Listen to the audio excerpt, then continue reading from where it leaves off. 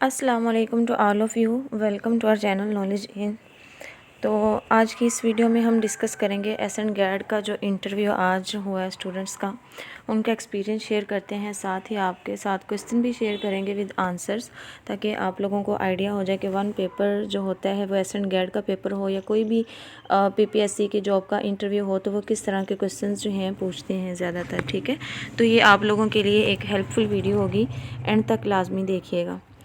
तो इसमें सबसे पहले तो जो क्वेश्चन पूछा गया स्टूडेंट से वो नेम के बारे में था। ठीक है, उनका नेम वगैरह पूछा और फिर जी उन्होंने कहा कि अपना जो है इंट्रोडक्शन दें आप। ठीक है, please introduce your self.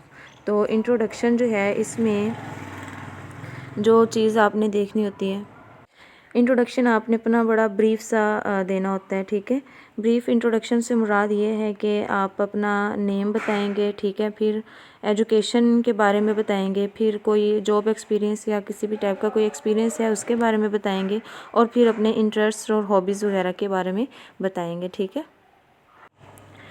Next question जो उन्होंने पूछा था जी वो था तलबात के बारे में तो ये पूछा था कि ये क्या चीज़ है। तो ये जी एक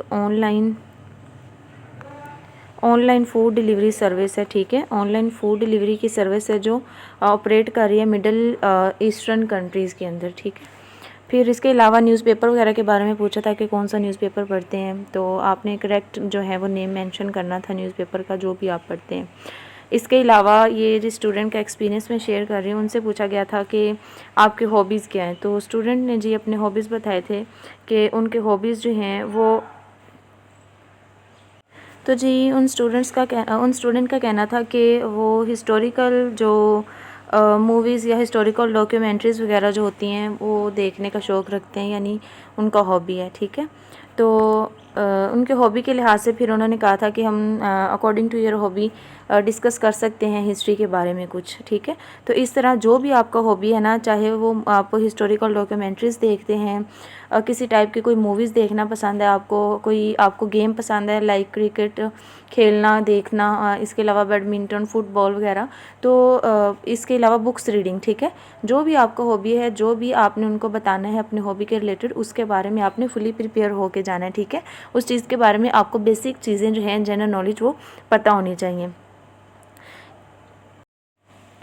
फिर जी क्वेश्चन ये था कि जो इंग्लिश लिटरेचर के फादर का नेम बताएं और उनका फेमस वर्क बताएं।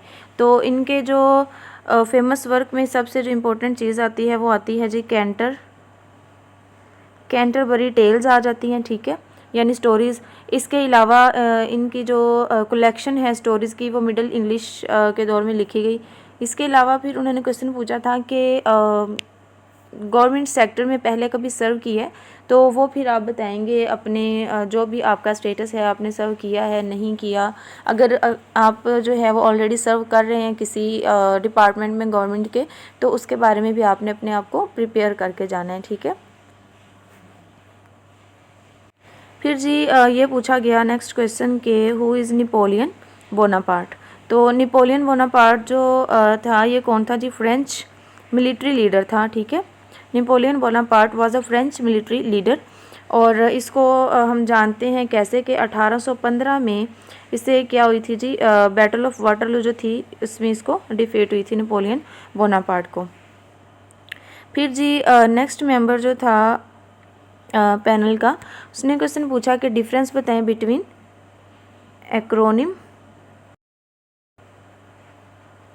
Acronym and abbreviation. ठीक है, एक्रोनिम और एब्रीवेशन में क्या फ़र्क है।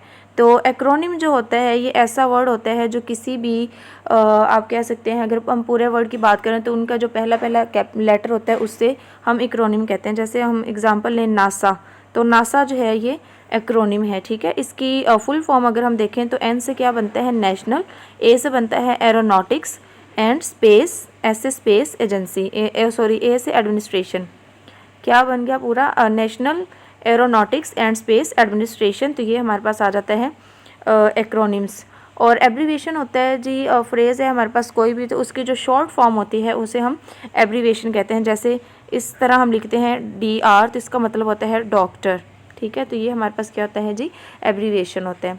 फिर जी दूसरा डिफरेंस जो पूछा गया, वो था कि what is difference between a metaphor and a simile. ठीक है, मेटाफोर एंड सिमाइल में क्या डिफरेंस है। तो मेटाफोर जो है ये क्या होता है कि एक डायरेक्ट कंपैरिजन होता है, जैसे टाइम इज़ मनी। ठीक है, वक़्त जो है वो हमारे पास मनी है। और सिमाइल होता है कि कंपैरिजन करना है आपने, यानी किसी चीज़ को तशबीह देना। ठीक है, तशबीह देना। जैसे हम बात करें he is as brave as line, यानी वो इतना ब्रेव है, वो शेर की तरह ब्रेव है। यानी इसमें हम किसी भी जिसकी बात कर रहे हैं नाउन की, उसको हम क्या कह रहे हैं कि वो शेर की तरह बहादुर है, यानी उसकी सिमिलैरिटी हम बता रहे हैं, उसको तशबीह दे रहे हैं। फिर जी डिफरेंस पूछा गया कि लेटर और समरी में क्या डिफरेंस है। तो लेटर और समरी का डिफरेंस सुन लें। तो लेटर और समरी में क्या डिफरेंस होता है जी। लेटर जो होता है वो क्या होता है, फॉर्मल होता है और इनफॉर्मल भी हो सकता है। फॉर्मल और इनफॉर्मल रिटन कम्युनिकेशन होती है। ठीक है, यानी हम लिख रहे होते हैं जिसको भी लेटर, वो फॉर्मल या इनफॉर्मल वे में हम अपनी बात जो है वो दूसरों तक पहुंचाते हैं। और समरी जो होती है वो किसी भी चीज़ का आप कह सकते हैं कि ओवरव्यू होता है, क्रक्स होता है किसी चीज़ का। जिस तरह हम प्रेसी बनाते हैं ना, समरी बिल्कुल उसी तरह से। यानी हमारे पास एक बहुत लेंथी पैराग्राफ है पूरे पेज का, तो हम उसको पढ़ते हैं, उसका क्रक्स निकाल के हम उसको हाफ पेज पे या 1/3 ऑफ पेज पे लिख लेते हैं, तो वो हमारे पास उस पूरे पैराग्राफ की समरी आ जाती है। ठीक है, फिर नेक्स्ट क्वेश्चन पूछा गया था कि एस एंड गैड जो है, एस एंड गैड, तो इसका आपने एब्रीविएशन बताना था। तो इसका एब्रीविएशन होता है जी services and general administration department. ठीक है, services and general administration department. फिर जी नेक्स्ट क्वेश्चन पूछा गया था कि what are the job descriptions of an assistant. तो असिस्टेंट की जॉब डिस्क्रिप्शन क्या होती है। तो असिस्टेंट जो है इसके पास ऑफिस वर्क होता है, इसने फाइल्स जो होती हैं उनको मैनेज करना होता है, लेटर्स की ड्राफ्टिंग करनी होती है, रिपोर्ट्स को प्रिपेयर करना होता है, रिकॉर्ड्स जो होते हैं सारे उनको मेंटेन करना होता है, और मतलब कि इसने इंश्योर कराना होता है स्मूथ ऑफिस ऑपरेशंस को। ठीक है, फिर जी नेक्स्ट क्वेश्चन था व्हाट इज़ DFA। DFA जो है इसका फुल फॉर्म क्या होती है जी, डिप्टी फाइनेंशियल एडवाइज़र जो है इसकी फुल फॉर्म होती है। ठीक है, और ये ऐसी पोजीशन होती है जिस मतलब इस पोजीशन पे जो भी बंदा होता है वो रिस्पॉन्सिबल होता है कि उसने फाइनेंशियल प्लानिंग करनी है। ठीक है, और गवर्नमेंट के जो भी बजट्स वगैरह हैं उनको मेंटेन करना है। बजटिंग डिपार्टमेंट में ये काम कर रहे होते हैं।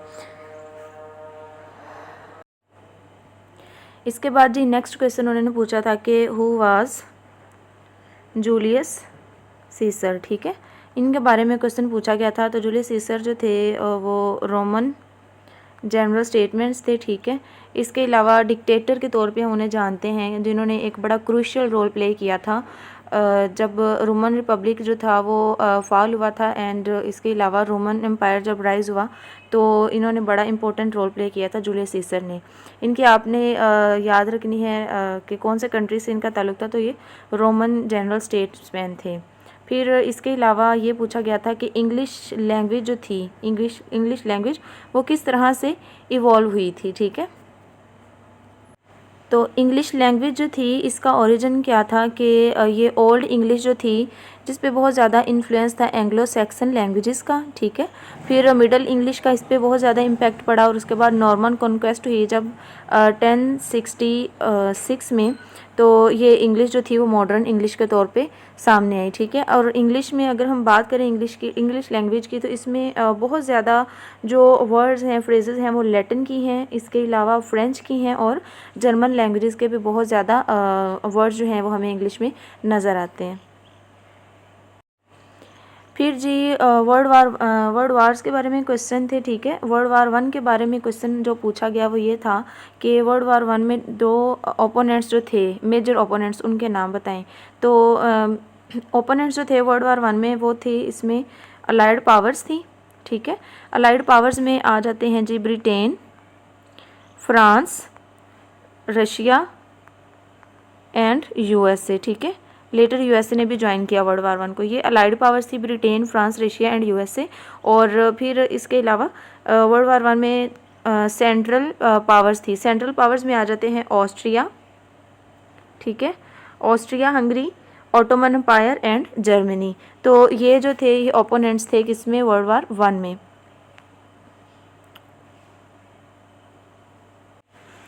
फिर नेक्स्ट क्वेश्चन ये पूछा गया था कि did USA join world war one. तो हाँ जी, यूएसए जो था इसने वर्ल्ड वार वन को ज्वाइन किया था 1917 में। यानी हमें पता है वर्ल्ड वार वन 1914 से लेके 1918 तक रही।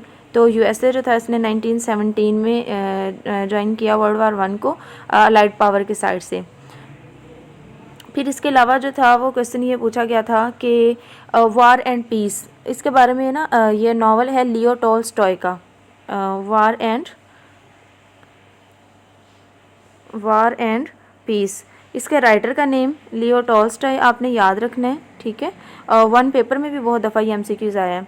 जो एक रशियन ऑथर थे, इनकी नेशनैलिटी क्या थी, रशियन थे। तो इसमें पूछा गया था कि वार एंड पीस जो थी क्या मतलब आप इससे मीनिंग निकालते हैं। तो वार एंड पीस जो था ये कब लिखा गया था, जब निपोलियनिक वार्स हो रही थी ना, जिसके रशियन सोसाइटीज़ पे, रशियन इंडिविजुअल्स पे बहुत ज़्यादा इम्पैक्ट थे। तो पीस जो था वो डिस्टर्ब हो गया था। आपको पता है जब जंगें हो रही होती हैं तो पीस का तो फिर वहाँ पे नामो निशान भी नहीं रहता। तो ये उस वक़्त की वॉर्स के बारे में लिखा गया था जब निपोलियन की वॉर्स हो रही थी। फिर इसके अलावा जो नेक्स्ट क्वेश्चन पूछा गया वो ये था कि who is called the father of English literature. English literature के फादर का नेम पूछा गया था।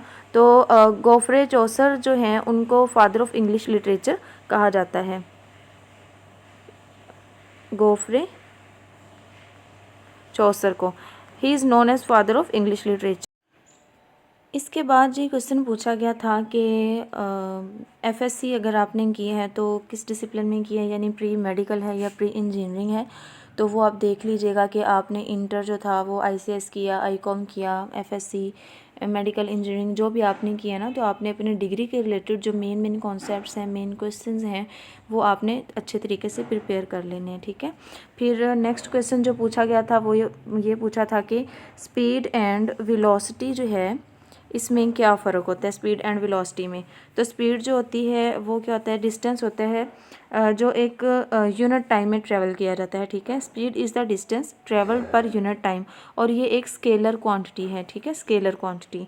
और वेलोसिटी जो है, वेलोसिटी वी से आपने याद रख लिया है, दोनों में वी है, ये एक वेक्टर क्वांटिटी है।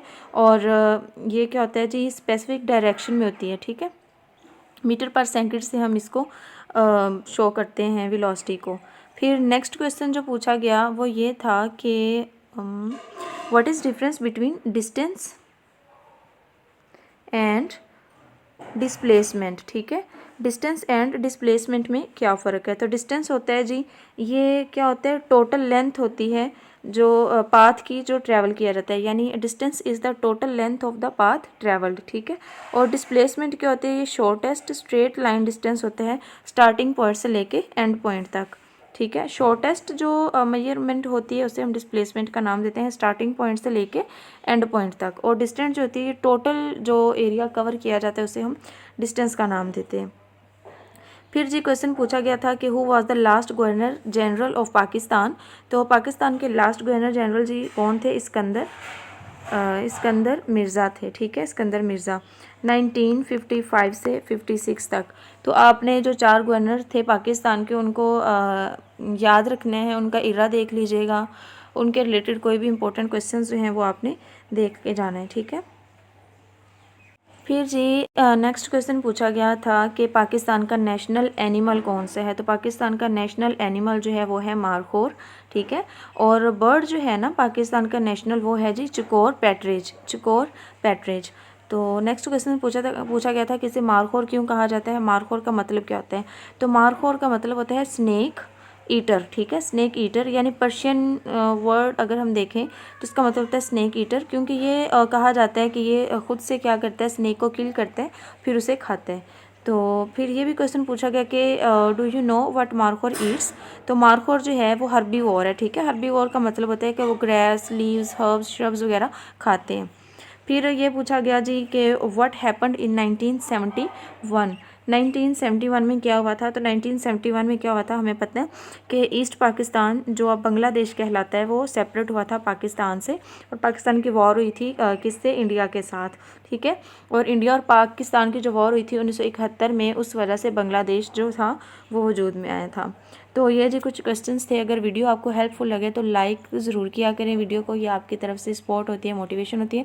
और वीडियो को अपने दोस्तों के साथ, फ्रेंड्स के साथ, अपने ग्रुप्स में लाजमी शेयर किया करें। मिलते हैं इंशाल्लाह नेक्स्ट वीडियो में। कमेंट में बताइएगा कि ऐसी वीडियोज़ आप लोगों को और चाहिए, क्या ये आप लोगों के लिए हेल्पफुल हैं या नहीं। तो फिर इंशाल्लाह मैं डेली बेसिस पे वीडियो बनाऊँगी।